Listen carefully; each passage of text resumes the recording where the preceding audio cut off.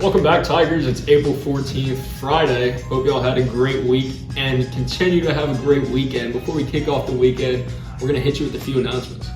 We want to take this time to congratulate our 2023-2024 Student Council members. In no particular order, here's your members for next year. Our Student Body Vice President will be Brady Landry.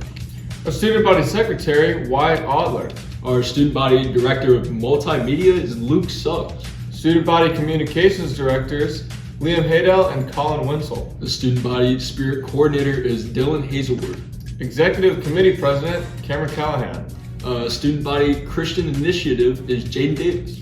Student Body Intramurals, Brody Forstall. Student Body Events Coordinator, Baron Bruner. Student Body Executive Committee, Gavin Layuza, Trent Santos, Aiden Hammond, and Matthew Gorby. And moving on to our 12th grade class president is Aaron Geeshaw. And our 12th grade class vice president is Jeffrey Lewis. Congratulations to all our fellow Tigers. There will be a mandatory meeting Monday during Academic Lab in the Student Activities Office for all the new members. This is mandatory, so please show up. Attention grade reps running for their class. The grade level rep voting will take place in the coming weeks for underclassmen. Attention seniors, if you have not picked out your Balfour packets, please pick them up immediately from Mr. Ferry. Attention seniors, your prom is April 28th at the Moore. See Mr. Ferry or Coach Sharp for more information. Let's make sure we have a big turnout for that. And that looks like all the announcements we have for you. Let's kick it off with the sports with Sawyer Vaughn and Albert Pomona.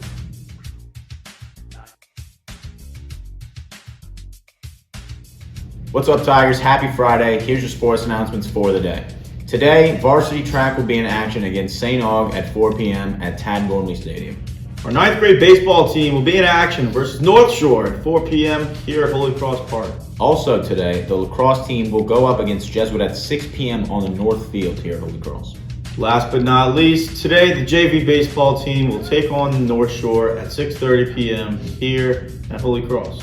Tomorrow, Saturday, April 15th, the varsity baseball alumni night game takes place 1 p.m. here at Holy Cross Park. And now we'd like to introduce your 2023-2024 Student Body President, Mr. Albert Pomona. What's up, everybody? I just want to say thank you, and I'm really looking forward to a great school year, but I need all of your help making it as good as possible. With that being said, I'll have more information coming in the next couple of weeks. I'm really looking forward to work with our student body, and let's have a great year, everybody. Good afternoon, Tigers. To continue our theme of building a legacy, your Queen and King are hosting a food drive to feed the houseless people from April 12th to April 28th, and we need your help. We're asking that you donate the following items. These items include Ziploc bags, hygiene products, non-perishable snacks and water, cans of corn, boxes of uncooked pasta, cans of Alfredo pasta sauce, and cans and packs of red beans. Remember, the goal is to collect as much as we can as a Holy Cross family. We are asking that you consider donating, as there will be an incentive announced at a later date for filling up both boxes in each office. Thank you.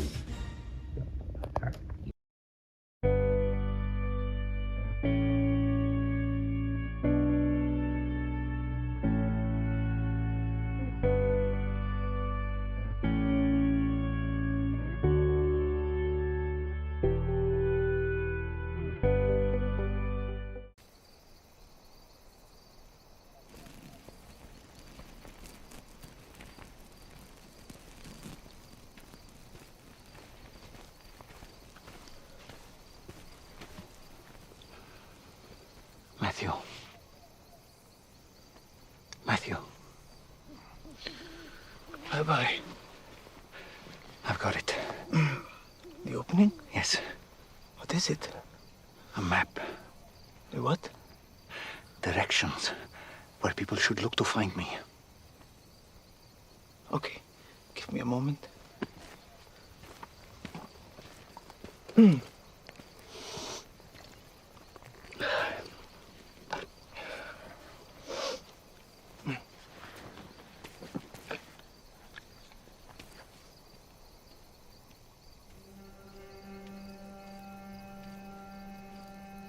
I'm ready.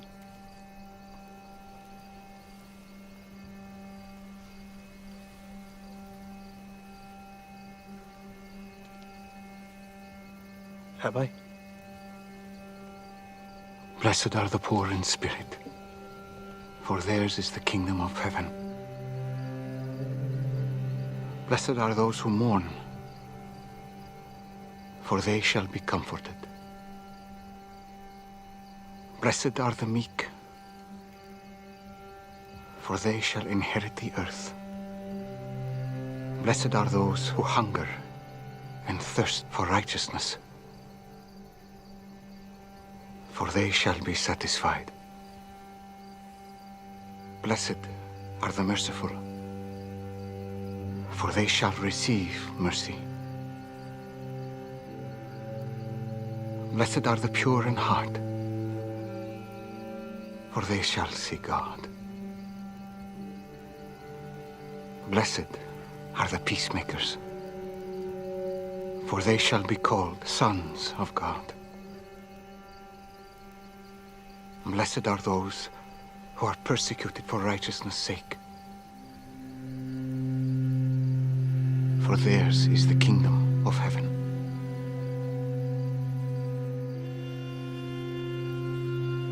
Blessed are you when others revile you and persecute you and utter all kinds of evil against you falsely on my account.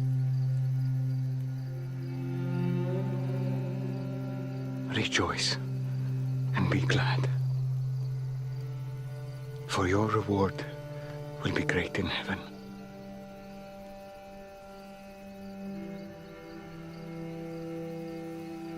Yes, but how is it the map? If someone wants to find me, those are the groups they should look for.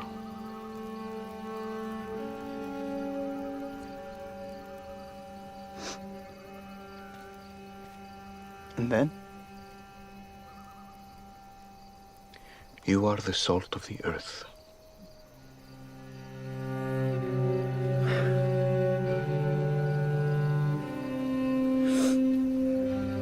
What does it mean to be poor in spirit?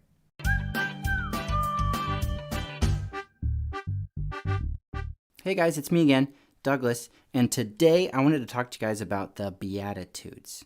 Yeah, well, we're just going to focus on one specifically, but I did want to give an explanation on what the Beatitudes are. Because see, in the Bible, in the book of Matthew, there's this section called the Sermon on the Mount, where Jesus took his disciples and he preached a sermon to them.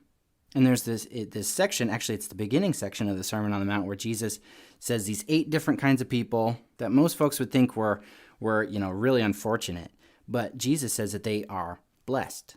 And so in the first beatitude, the first blessing, the one we're going to be talking about today, Jesus says, "Blessed are the poor in spirit, for theirs is the kingdom of heaven." Now that idea of being poor in spirit, saying poor in spirit is not something that I usually, sneak into my daily conversations. That's not something that I hear a lot. I feel like I've heard it in church, but I didn't really understand what they were saying. And one of the translations of the Bible, it says, "Blessed are the spiritually needy." Instead of saying poor in spirit, they say spiritually needy, which is, pretty much the same thing. But it kind of helps me to understand what Jesus was getting at a little bit here. Because see, in all of these Beatitudes, Jesus is pretty much talking about the real way to be happy. Because see, in these Beatitudes, he's talking about 8 different kinds of people who seem unfortunate. They seem like they should be very unhappy. People that you would think are not very blessed. But Jesus says that is the way to true happiness. Those people are blessed. Now for me, I really hate being needy. I want to be self-sufficient. I heard somebody say that the other day. Self-sufficient. That's like a big word, but it means do things on your own. You don't need help from anybody. And I feel like a lot of people would say that is a virtue. That's something that is a very good, important thing to be, is self-sufficient, not needing help from anyone. There was this one time, there was this carnival in town, and I don't know if you've ever seen a carnival, but they've got these big rides, like a Ferris wheel, and they've got these games, where you can win prizes. And my friends and I, we were all going to go to this carnival, and I knew it was going to cost some money, but I had no idea how much money it was going to cost to do this carnival. Because not only do you have to pay to get into the carnival, but then you got to pay for every single ride. I don't know if all carnivals are this way, but the carnival we went to was. So, you had to pay to get in, which it was more than I thought it was going to be. And all of the money that I brought to go spend at the carnival, I had to spend just to get in the door. And then once I was there, everything to do, all the fun stuff cost money, and I didn't have any more money. And so if I wanted to do any of this stuff with my friends, I needed them to pay for me, which was really embarrassing. I didn't want them to pay for me, but either they were going to pay for me to go on these rides with them, or I just wasn't going to get to go on any rides with them, or play any games, or really do any of the fun stuff at the carnival. Now, they were happy to help, but I still didn't like that feeling of needing somebody else, that feeling of being needy. Now, the truth is that we are all spiritually needy, right? We all need God. But I think for a lot of people, that feeling of being needy, that feeling of needing someone else, that feeling of being, spiritually poor is uncomfortable. We don't like that feeling. We want to be able to do everything on our own. We want to be self-sufficient, but we all need God. And so if you aren't spiritually poor, if you aren't spiritually needy, if you aren't the poor in spirit, then you're trying to pretend that you don't need God. And that might make you feel a little bit better for a little while, but that's not the way to true happiness. Jesus says, "Blessed are the poor in spirit, for theirs is the kingdom of heaven." And then the part where it says, "For theirs is the kingdom of heaven," that's kind of tricky too, because when we're talking about the kingdom of heaven, we're not talking about like a castle that belongs to God. No, they're talking about like the reign or the authority of God. So it would be a little bit like if my dad owned the carnival, right? If my dad owned the carnival, it wouldn't matter if I didn't have any money. I could still go on all the rides. I could still play all the games because they'd be like, "Oh, that's the owner's kid." And so if we accept the fact that we are needy, that we are spiritually poor, if we recognize that fact and we accept that we need God, that's the path to true happiness. That's the kind of person who is blessed. So that's my challenge to you guys today, is that you would recognize your spiritual neediness. Recognize that you are poor in spirit. Recognize that you need God. Because if you do, the whole world will open up to you. The path to true happiness is not by pretending that you've got it all together. Because when you truly accept that you need God, then yours is the kingdom of heaven. First piece of it.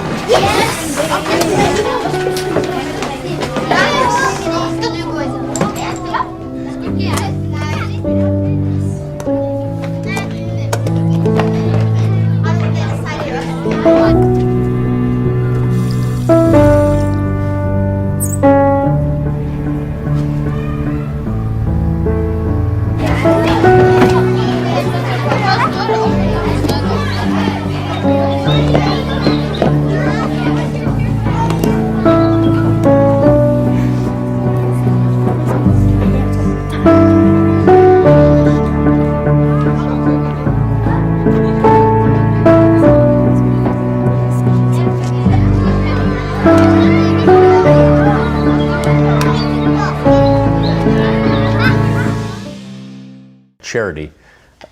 We were speaking about your upbringing earlier, and obviously you guys were poor, did not have a lot of money.